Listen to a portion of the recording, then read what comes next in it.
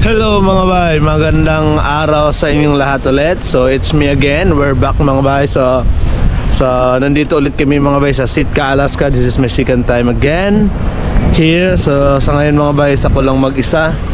So I don't have anybody right now kasi naka-duty pa sila. Yan. Ngayon mga bay, so nandito na ako, galing na ako dito last cruise, pero still, this place is still amazing. So hindi ka magdadalawang isip na lumabas ulit mga bay dito kasi as you can see cold place, di ba? So lalo na sa lugar natin yan sa Pilipinas is mainit, summer ngayon. So take natin yung opportunity na nandito tayo ngayon sa Alaska, di ba? Yan, dati kasi mga bay, nung paglabas namin dito, kasama ko si John Jobs, tas doon ako sa kabila, doon kami sa kabila pumasyal. Kaya hindi namin napasyalan yung area na to, even though mahaba yung oras namin kasi dami naming inikot before. So ngayon mga bay, ako lang mag-isa, kaya dito naman ako tutumbok sa kabilang area mga bay, dyan naman ako papasyal mga bay. Pero hindi ako masyado magtatagal kasi may duty pa ako mamaya 5 o'clock. So the time is 1:20. So kailangan ko makabalik doon even mga 3 or 3:30 para makapag-rest pa tayo mga bay. Huwag naman natin ubusin yung oras natin dito sa labas kasi nga may trabaho pa tayo hanggang alas 9 until 9 PM. Kaya magtira din tayo ng oras para sa pahinga, para naman hindi mabugbog yung kitiwan natin mga yate. Ito yung nakaka-amaze dito mga bay kasi yung area na to is very quiet, peaceful. Sa bus kami mga bay, kasi yung driver parang tour guide na rin siya, nasasabi siya na alam nyo ba ang nakatira dito is 8,500 people only in Sitka, Alaska. Yan yung sabi niya kanina. So I don't know if he's joking or whatsoever, but that's what he says, na 8,500 community lang nandito mga bay. Yeah. Sa tingin nyo mga bay, ang umaagos na tubig niyan galing sa kung saan yan, mga yelo daw yun mga bay na natutunaw galing sa bundok, tapos dire-diretso na dito. Yun yung sabi nila. Sino ba naman ako para hindi maniwala at gagawa ng kwento, diba? So yun yung sabi na lahat ng yan galing sa bundok kasi nga it's summertime na dito ngayon.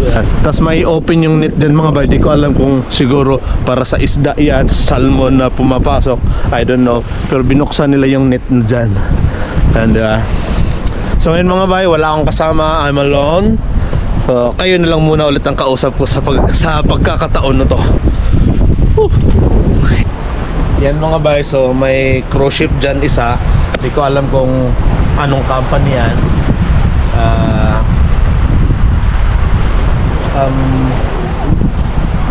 Hindi ko alam mga bay. Hindi ko masyado mabasa yung pangalan ng barko na yun mga bay. Pero yan, naka-angkorahe lang siya mga bay dyan. So naka-angkor siya, tapos tawag nito, nagkatindi rin lang siya. Hindi siya kagaya sa amin na sa ibang port na may na tawag nito, may port talaga siya, tapos sakay lang kami sa bus. Yan, naka-angkorahe yung cruise na yan.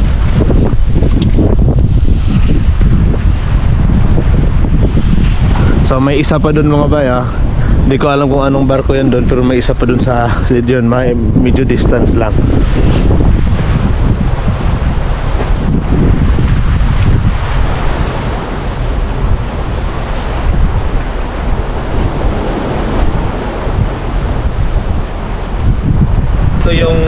Ito yung isa sa pinakamaganda dito mga bay kasi napakatahimik lang niya, even though maraming cruise ship, dalawang cruise ship dito at saka so 4 na cruise ship nandito, maraming guests na bumaba, pero look at the place is still quiet, very peaceful. So dito mga bay, pag dadaan ka dito talaga hihinto yung sasakyan, yung bus, so patatawirin ka, especially tourist spot kasi sila, especially kung foreign ka, talagang marespeto sila mga bay. So yun mga bay, nandito na tayo. So nandun yung museum, may sign dyan nakalagay na museum, kaso parang tahimik, parang walang tao doon. So hindi na ako pumunta doon. Tapos tingnan natin dito mga bay, may nakalagay Harbor Mountain, open daily 11 to 9 PM. So Yan yung pupuntahan natin mga bay. Subukan natin pumunta dun sa Harbor Mountain kung yung sinasabi nila. Hindi ko alam kung walking distance lang or kailangan mong sumakay ng bus. Yung daanan mga bay papunta dun sa mountain na sinasabi dun sa signage. Yeah. See?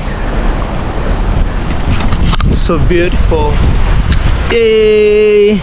I'm alone and I don't have somebody. Wala akong katawanan ngayon mga bay, sa ako na lang mag-isang mag-i-enjoy sa sarili ko. Tayo sa Sitka. Yan mga bay, Sitka National Historical Park. Sa historical park daw siya mga bay. So tingnan natin kung anong meron sa loob. Yan, ang lamig, sobrang lamig.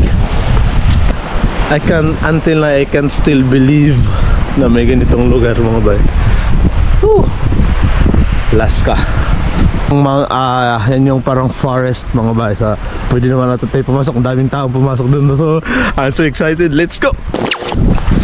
Wow.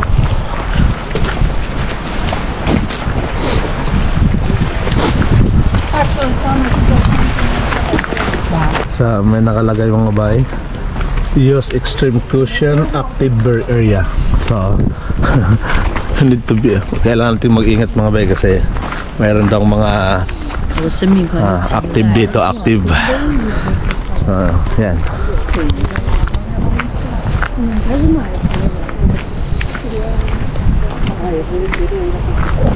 I don't know if you saw, but you drop your door. Yeah, and thank you so much for sharing. Maganda nga mga bay kung makakita tayo ng bear. Takbo na lang tayo. Bear, uy, may malaking salmon no, naglalakad. Ang sarap. Lamig. Tan. Wow, so beautiful place. Mas só uma pergunta. Sinceridade. Eu estou com maior peso político da minha vida. Mas eu já pareci estar mais gorda, não. Por favor.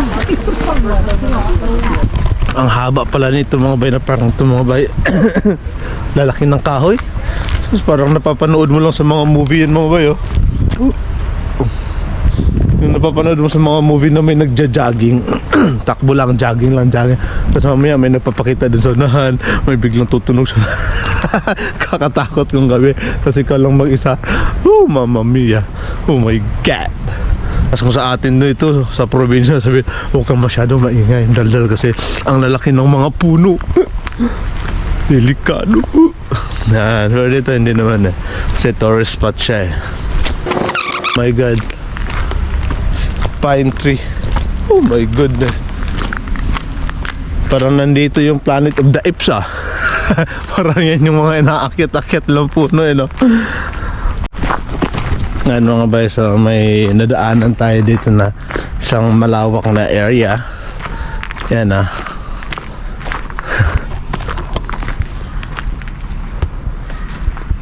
Ang lawak. Yan. Wow. Saka mga bay, may guest akong nadaanan na nagtanong kung ano ba daw itong may ito na ba yung papunta ng pabalik. So ibig sabihin hindi ka basta-basta pwedeng mag-ikot-ikot at suot-suot kung saang lugar mga bay, kasi pwede kang mawala. Yung iba may mapang dala, tayo wala tayong mapa, baka mawala tayo. So yun mga bay, may nadaanan tayong area dito. Parang dugtong siya ng dagat mga bay. Ito parang lake lang. Yan, medyo mahaba siyang lake mga bay. So napadaan lang tayo dito para kumuha ng picture, para kumuha ng video mga bay. Ang ganda, ang linaw. Tapos may mga wild ducks tayo diyan mga bay. Yan ah, wild ducks. Yan ito mga bay, napakatahimik. So biruin mo kung may bear sa bandang dulo na yan, you know? Ang ganda sana kasi nakikita mo lang siya dito, hindi ka naman makahabol eh, di ba? Napakaganda mga bay, napakatahimik. Tapos may nakikita kang area dito, kita mo yung bundok and everything dito mga bay. So napakaganda. Tingnan niyo yung paligid mga bay oh. Yan.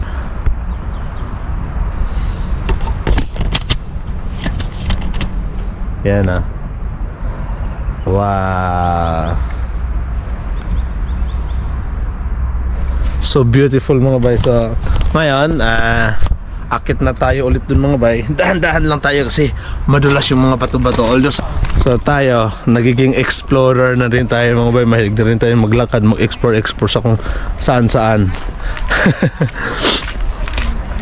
Ayan. May tulay pa dun mga bay, oh. May tulay dun. Parang palusot dun sa city na ata yun sa downtown. So, lakad lang muna tayo ng unahan pa, tapos babalik na tayo mga bay. So mga bay, may nadaanan tayong isang area dito. Hindi ko alam kung shortcut ba ito kasi pabalik na sana ako. May nadaanan ako isang area, nakita mo na yung barko doon. Yan, yung barko na nakita natin kanina. So ito lang naman yung area kanina, hindi ako nawala kasi dagat lang naman tabi. Ito lang naman yung daanan kanina eh. Yan. Kasi mga bay, yung pinuntahan ko, pumunta pa ako doon, no. Doon, no. Umikot ako doon, napakalayo. Makikita nyo naman sa unang video natin na napakalayo. Tapos pagbalik ko, hindi na ako dumiretso mga bay kasi may nakita na akong area. Kaya bumalik na ako. Yan, dagat. Woo! Sana andito si Mama Bear. Ngayon mga bay, so ang layo ng inikot ko kanina, tapos nung may isang nadaanan ako, may nakita akong isang parang shortcut na lang na padiretso dito. So hindi na ako dumiretso doon sa liblib. So kung kailangan mo talaga ng mapa mga bay kasi marami siyang pasuot-suot, pero at least may mga daanan naman siya na shortcut. So pag nakita mo na may open place na, open way na, so diretso ka na, susuong ka na diretso para di ka na mawala, para makadiretso ka na dun sa babalikan mo. Yan mga may, so yan yung sinasabi ko kanina na isang cruise ship, yung isa ay nandun sa gilid kasi hindi kita dito. Yan, likuran natin ngayon mga bay. Ito yung forest nila, so ito yung mga di ko alam, correct me if I'm wrong, pine tree o yun ba yung tinatawag nila. So nandyan lahat, so nandyan yung isa sa mga tourist spot na kailangan mong pasyalan. Yun yung pinuntahan ko kanina, ikot-ikot lang ako. So yan yung area na yan dyan mga bay. Tas yung sa kabila naman yung nakita nyo kanina is yan naman yung dagat. Sana so magkabilaan lang siya bay, magkatabi lang. So ngayon kasi low tide kaya nakapag-video tayo dito ngayon. Pero doon kasi bundok na yan. So ngayon mga bay, baybayin natin tong dagat at pabalik na tayo dun sa downtown. Kita nyo paligid mga bay, ang ulan.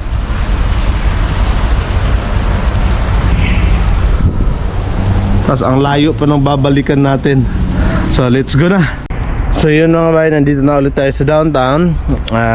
Sumugod na tayo sa ulan kasi para naman siyang chance na huminto. So pero ngayon mga bay, hindi na siya ganun kalakas.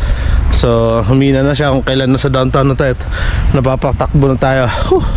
Sobrang lamig mga bay, namamanhid yung kamay ko and everything. Naka-gloves pa tayo niyan pero namamanhid na. Lalo na yung face ko. Wow, face. Namamanhid ng mga bay sa sobrang lamig kasi nga umulan. Nabasa tayo ng konti, tas humangin pa. Malamig na ngayong panahon, hinangin pa, umulan pa. Kaya yun, sobrang lamig. Kasi ngayon mga bay, pipila na ulit ako dyan. Yan, babalik na tayo sa barko mga bay kasi 2:13 na mga bay. So kailangan natin pumila. Bumalik na tayo sa barko kasi may duty pa tayo. Tapos ang haba pa ng pila mga bay, oh. Yan. So pipila pa tayo dyan ulit yung video natin mga bay. So kung nagustuhan nyo mga bay, baka pwedeng pa-like, pa-share, pa-follow, pa-subscribe naman mga bay. Andito lang. Ciao.